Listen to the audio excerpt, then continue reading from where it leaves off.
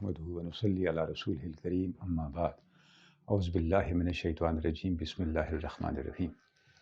अल्लाह रब्बुल इज़्ज़त की तौफ़ीक़ से हम तसव्वुफ़ पे जो गुफ्तगू जारी थी उसको आगे बढ़ाते हुए तसव्वुफ़ की जो उम्महातुल कुतुब हैं, जो बड़ी बुनियादी किताबें हैं, उनमें से एक किताब कश्फ़ुल महजूब पर हम गुफ्तगू करेंगे। कश्फ़ुल महजूब की हैसियत तसव्वुफ़ के इंसाइक्लोपीडिया की है। हज़रत दादा गंज बख्श सैयद अली हजवेरी ने जिस तरह से तसव्वुफ़ के नुकात को और तसव्वुफ़ की तालीमात को इस किताब में बयान फरमाया है, वो आपकी कमाल की मज़र तो है ही, लेकिन आपका जो इबलाग है और ज़ेर बास मौजू का इहाता है वो इतना गैर मामूली है कि कोई ज़रूरी तफसील बाकी नहीं बचती जो उस मौजू से मुतल्लक़ बयान करनी तरबियत के लिए ज़रूरी है। ये वो किताब है जिसमें मुब्तदी के लिए भी सामान हिदायत है, रहनुमाई है, और मुंतही के लिए भी अपने आप को मज़ीद बेहतर करने के लिए रहनुमाई बड़े जामे तौर पे इस किताब में मौजूद है। इसीलिए अकाबिर सूफिया ने इस किताब को मुर्शद का दर्जा करार दिया है। यानी अगर किसी का कोई रूहानी रहनुमा न हो तो वो इस किताब के साथ ताल्लुक़ कायम कर ले, इस किताब को समझना शुरू कर दे और इसके मज़ामीन पे गौर व फ़िक्र करे और अपने अहवाल को, अपनी कैफ़ियत को, अपने ख़यालात को, अपने आमाल को, मामूलात को इस किताब में दिए गए क्राइटेरियन के मुताबिक, मयार के मुताबिक जांचते हुए उनकी इस्लाह करता चला जाए तो वो रूहानियत की दुनिया की खुशबू पालेगा। ये इतनी बड़ी किताब है। ख़ुद इसका नाम कश्फ़ुल महजूब इस बात का गवाह है कि इस किताब में क्या बयान किया गया, और ये मुसन्नफ़ की यानी हज़रत सैयद दादा अली हजवेरी दाता गंज बख्श की जो बसीरत है और आपकी जो जामयियत है उसको ये किताब का उन्वान भी बयान कर रहा है। जब हम इस किताब पे गुफ्तगू करते हैं तो ये सारी बातें ज़ेर गौर आएंगी कि हज़ूर दादा गंज बख्श ने इस किताब का ये नाम क्यों रखा और वो क्या इस किताब के ज़रिए किस चीज़ का इबलाग करना चाहते हैं, क्या पहुँचाना चाहते हैं कारी तक। ये सारी बातें इसके अंदर आएंगी। लेकिन सरेदस्त हम जिस नुक्ते पे आज बात करना चाहते हैं वो ये है कि ये किताब हज़ूर दाता गंज बख्श ने लिखी क्यों। आपके एक ताल्लुक़ रखने वाले आपके खादम थे, आपसे एक निस्बत रखने वाले थे, और उनका नाम था अबू सईद हजवेरी। तो अबू सईद हजवेरी जो हैं ये गज़नी के मशाइख में आपका शुमार होता था। तो हज़रत अबू सईद हजवेरी ने एक क्वेश्चन पुट अप किया, एक सवाल पेश किया हज़रत दाता गंज बख्श की खिदमत में, और आपसे उस सवाल का जवाब मांगा। तो जब वो सवाल आप तक पहुंचा हज़रत दाता गंज बख्श की खिदमत में, तो आपने उस सवाल पर गौर करते हुए, उसको इलाबोरेट करते हुए, उसकी तफसीलात बयान करते हुए इस किताब को तसनीफ़ फरमाया। अच्छा, इसमें एक बड़ी बुनियादी बात, एक हमारे लिए एक रहनुमाई का नुक्ता ये भी है कि ये असलूब जो है तसनीफ़ व तालीफ़ का, कि किसी चीज़ को उस वक्त डिस्कस किया जाए जब उसकी ज़रूरत हो, ये हमें मशाइख के यहाँ नज़र आता है। ख़ुद दाता गंज बख्श ने इस किताब के अंदर आगे एक जगह फरमाया है कि खामोश रहो, उस वक्त बोलो जब तुम्हारे न बोलने से फितना पैदा होने का अंदेशा हो। यानी बोलना उस वक्त है जब आप खामोश हैं तो फितना पैदा हो रहा है, यानी फितने को रोकने के लिए, खैर को फ़रोग़ देने के लिए बोलना है, हस्बे ज़रूरत बोलना है। और अब देखें कितना फ़र्क है यानी कि अक़दार का, वैल्यूज़ का, सोच के अंदाज़ का और असलूब हयात का, रवैयों का, जो सूफिया के यहाँ पाए जाते हैं और जो आम लोगों के यहाँ पाए जाते हैं। और इसके पीछे बात क्या है, असूल क्या है, वो अल्लाह की रज़ा है, अल्लाह की जो खुशनुदी है और अपने नफ्स की नफ़ी है। यहाँ कोई नमूद व नुमाइश नहीं है।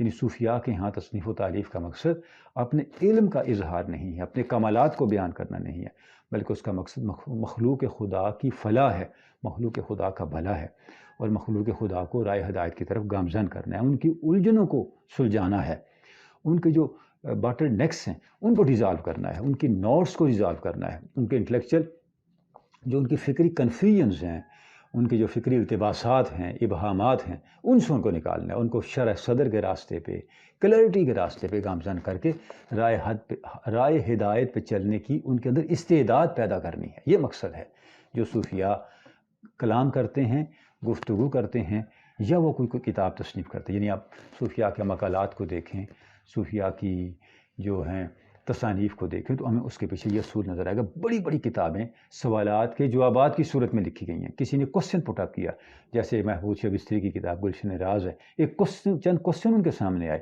جب آپ ان کا جواب دینے بیٹھے تو کتاب بن گئی. تو اس طرح ہمیں بیسیوں مثالیں ملتی ہیں. تو ایک کوسچن تھا جو حضرت داتا گنج بخش کی خدمت میں آیا، اور آپ نے جب اس سوال کا جواب دیا تو یہ کتاب بنی. وہ کوسچن کیا ہے؟ آج ہم اس پہ صرف بات کریں گے. فرماتے ہیں کہ ابو سعید حجویری نے مجھ سے پوچھا، میرے پاس آئے اور ایک سوال میرے سامنے رکھا کہ مجھے یہ بتائیے. اچھا، کافی کوسچن بڑا کمپریہنسو ہے، یعنی اس سوال کے اندر بھی 4-5 سوالات جمع ہیں. فرماتے ہیں کیا پوچھا انہوں نے؟ اہل طریقت و تصوف کی کیفیت کیا ہے، اس کے بعد ان کے مقامات کیا ہیں، اور ان کے مختلف مکاتب فکر، ان کا جو طریقہ ہے، ان کا جو راستہ ہے وہ کیا ہے، اور اس کے بعد ارباب تصوف کے رموز و اشارات کیا ہیں. کس طرح سے جو سمبلز ہیں، جو کوڈز ہیں، جو رموز ہیں، جو علامتیں ہیں اہل تصوف کی، ان کے جو اشارات ہیں، جس طرح وہ کلام کرتے ہیں، اس کو کیسے ہم ڈیکوڈ کریں، کیسے ڈیسائفر کریں، کیسے ان کو ہم سمجھیں. اور اس کے بعد اللہ رب العزت کی ذات اور صفات کے ساتھ محبت کا تعلق کیسے قائم ہوتا ہے، اور اس تعلق کے نتیجے میں جو ایک بے کیف لطف ہے ذات خداوند کا، وہ صوفیاء کے قلوب پر، صوفیاء کے دلوں پر اپنی کیفیت مرتب کیسے کرتا ہے.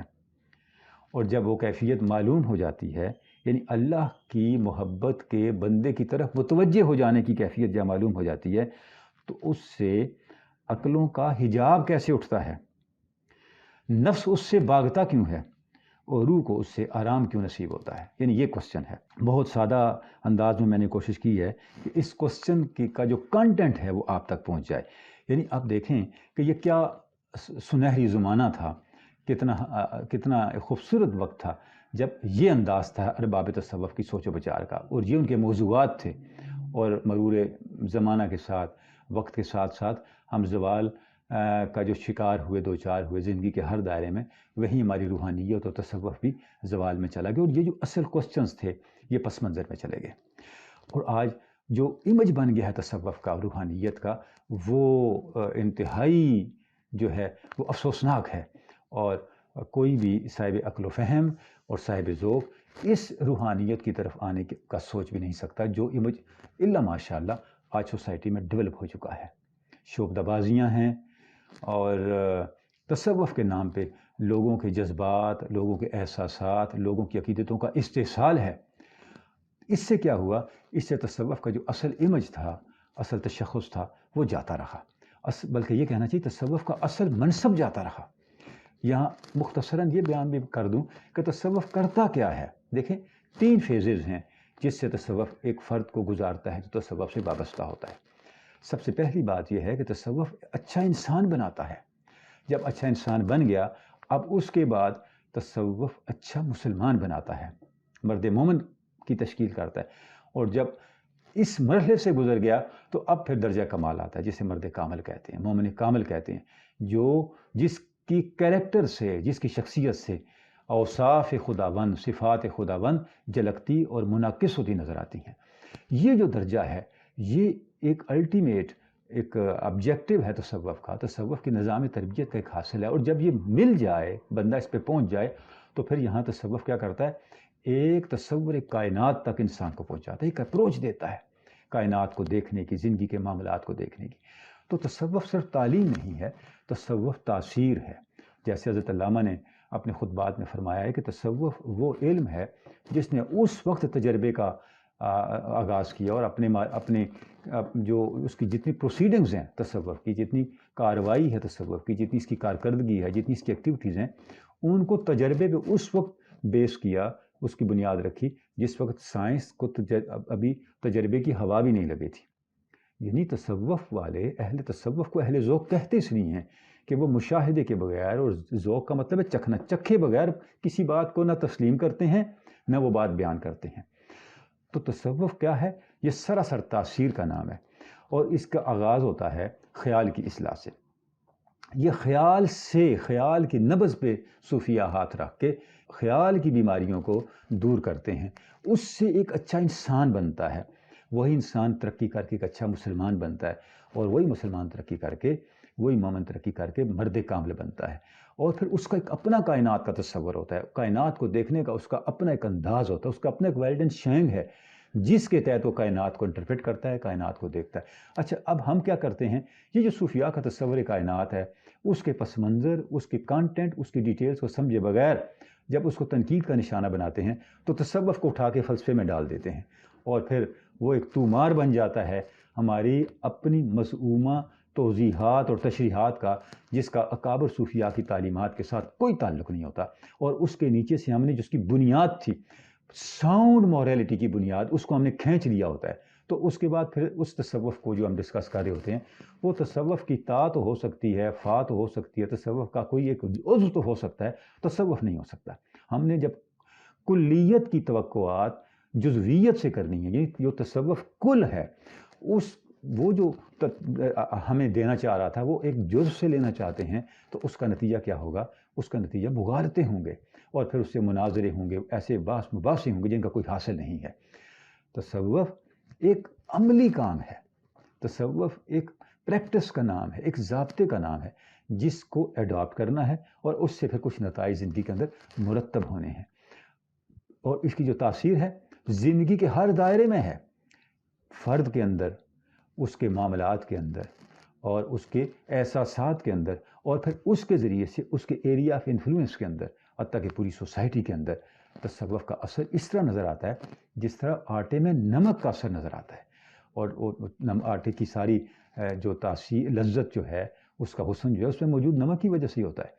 تو معاشرے کی موریلٹی، معاشرے کی جو انٹیگریٹی ہے، مورل انٹیگریٹی، اور اس کی جو ایتھیکل انٹیگریٹی ہے، وہ کھڑی ہوتی ہے معاشرے میں موجود مؤثر صوفیاء کے کردار کے ذریعے سے۔ اب وہ کون صوفیاء ہیں، ان کے پیش نظر کیا کوسچنز ہیں، ان کو کون سے مسائل درپیش ہیں جن کے حل کے لیے انہوں نے اپنی زندگیاں وقف کی ہوتی ہیں، اس کا اندازہ ہمیں اس کوسچن سے ہوتا ہے جو ابو سعید حجویری نے حضور داتا گنج بخش کی خدمت میں پیش کیا تھا۔ اور وہ کوسچن کن چیزوں پہ مشتمل تھا؟ نمبر 1، تصوف ہے کیا، اس کو کیسے ڈیفائن کریں گے، اس کی کیفیت کیا ہے، اہل تصوف کے اور اہل طریقت کے مقامات کیا ہیں، ان کی ذات کے ارتقاء کے، ان کی فکر کے ارتقاء کے مقامات کیا ہیں، اور اس کے بعد ان مقامات کو طے کرنے کا راستہ کیا ہے، یعنی کون سے مکاتب فکر ہیں جو اس سے وجود میں آتے ہیں۔ اور اس کے بعد جب صوفیاء اپنا موقف بیان کرتے ہیں، اپنے مشاہدات کو، اپنے احساسات کو، اپنی تعلیمات کو بیان کرتے ہیں، تو وہ جو سمبلز، جو اصطلاحات، جو ٹرمنالوجی استعمال کرتے ہیں، اس کو ہم کیسے سمجھیں، اور اس کے بعد اللہ کی ذات کے ساتھ، اللہ کی صفات کے ساتھ اس نظام تربیت سے گزرنے کے بعد کس طرح محبت کا تعلق پیدا ہوتا ہے، اور اس محبت کے تعلق کے نتیجے میں کس طرح سے اللہ کا لطف، جس کو کسی کیفیت سے بیان نہیں کیا جا سکتا، صوفیاء کے دلوں پہ کیسے اثر ڈالتا ہے، صوفیاء کے دلوں کو، اس راستے کے مسافروں کے دلوں کو کس طرح کیپچر کرتا ہے، اور جب وہ محبت اللہ کی، اللہ کا وہ لطف، اللہ کا کرم، اللہ کی توجہ، اللہ کا وہ تواب ہونا، اللہ کا وہ بندوں کی طرف متوجہ ہونا جب بندوں پہ منکشف ہو جاتا ہے، جب بندے کو اس کا ایک احساس ہوتا ہے، تو اس سے پھر عقلوں کے حجاب کیسے اٹھتے ہیں، اور اس کے بعد حقیقت سے آشنائی کیسی ہوتی ہے، اور یہ جو اللہ کا لطف اور کرم بندے پہ آنا شروع ہو جاتا ہے، ناظرین کرام، اس کو کہتے ہیں اس کے ادراک کو شرح صدر کہتے ہیں، اس کے ادراک کو شرح صدر کہتے ہیں۔ افمن شرح اللہ صدرہ للاسلام وہو علی نور من ربہ، کہ قرآن مجید میں ہے کہ آپ نے اس شخص کو دیکھا ہے جس کو اللہ نے فہم دے دیا، جس کو شرح صدر مل گیا، جس کا سینہ کھل گیا، جس کا فہم کھل گیا، جس کا فہم انکشاف تک جا پہنچا، حجاب سے نکل کے انکشاف تک جا پہنچا، اور پھر کیا ہوا؟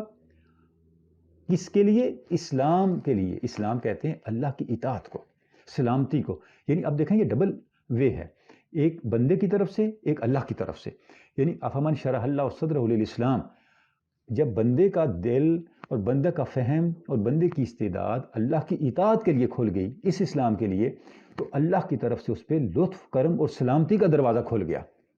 نتیجہ کیا نکلا؟ وَهُوَ عَلَىٰ نُورٍ مِّن رَبِّهِ۔ اب عام لوگ اپنی فہم کے گاڑی پہ سفر کر رہے ہیں، اور وہ اللہ کی نور کی سواری پہ سفر کر رہا ہے، تو زندگی کی اپروچ بدل گئی، زندگی کا پرسپیکٹو بدل گیا، یعنی اس کا پورے کے پورے جو زندگی کے بارے میں تصورات ہیں جن پہ اس کی عام لوگوں کی زندگی بیس کرتی ہے وہ تبدیل ہوگی، مختلف ہوگی. یہی وجہ ہے ایک صوفی کی زندگی اور اپروچ اور ایک عام آدمی کی زندگی اور اپروچ میں اتنا بڑا فرق ہے کہ قرآن مجید نے کہا یہ وہ لوگ ہیں جو عام لوگوں سے اس طرح مختلف ہیں. لا خوف علیہم ولا هم یحزنون، کہ یہ خوف، حزن اور ملال سے نکلے ہوئے لوگ ہیں. کیوں نکلے ہوئے لوگ ہیں؟ بھئی اللہ کے نور پہ کھڑے ہیں. وَهُوَ عَلَىٰ نُورٍ مِّن رَبِّهِ، جن کی سواری اللہ کا نور ہو ان کے معاملات ان لوگوں جیسے کیسے ہو سکتے ہیں جو اپنی عقل اور فہم کی ادھوری اور ناقص گاڑیوں پہ سفر کر رہے ہوں؟ نہیں ہو سکتا. تو اب حضرت علی حجویر فرماتے ہیں کہ 3 نتائج مرتب ہوتے ہیں جب بندے کے اوپر شرح صدر ہو جاتا ہے. بندے کو شرح صدر اللہ کے لطف اور کرم کے بارے میں اس کا شرح صدر ہو جاتا ہے. کیا؟ پہلا، اس کی عقل کے حجاب اٹھ جاتے ہیں. دوسرا، اس کا نفس اس سے بھاگتا ہے لیکن اتنا تربیت یافتہ ہو چکا ہوتا ہے کہ اس کا نفس جو ہے وہ پھر اس کے ساتھ کمپیٹیبل ہو کے اطاعت میں آتا ہے. اور تیسرا، اس کی روح کو اس اللہ کے لطف اور کرم کی قربت اور اس شرح صدر کی وجہ سے تسکین اور راحت ملتی ہے. تو یہ جو کوسچن تھا اس کو مختصراً ہم نے بتایا کہ وہ کون سا سوال تھا جس کے جواب میں حضرت دادا گنج بخش نے یہ کتاب تصنیف کی. اور آگے چل کر کے ہم انشاءاللہ اس کی ڈیٹیلز پہ مزید کی بات کرتے ہیں. اللہ رب العزت کی بارگاہ میں دعا ہے کہ ہمیں حقیقی معنوں میں فہم عطا ہو، وہ شرح صدر عطا ہو کہ دین پر عمل صرف لفظوں تک نہ رہے، ہم لفظوں سے آگے گزریں. جو علامہ نے کہا تھا ارتباط حرف معنی، اختلاط جان و تن، جس طرح اخگر کبا پوش اپنے پیرہن سے ہے. فہم کے ساتھ دین پہ عمل کرنے کا مطلب ایسا انگارہ بننا ہے جو دیکھنے میں مادی ہے لیکن اس میں حرارت ہے، گرمی ہے، زندگی ہے. اور بغیر فہم کے دین پہ عمل کرنے کا مطلب ایسا کوئلہ ہے، سمجھانے کے لیے عرض کر رہا ہوں، جس کی حیثیت پتھر جیسی تو ہے لیکن وہ حرارت سے، روشنی سے اور زندگی کی گرمی سے محروم ہے. وآخر دعوانا ان الحمدللہ رب العالمین.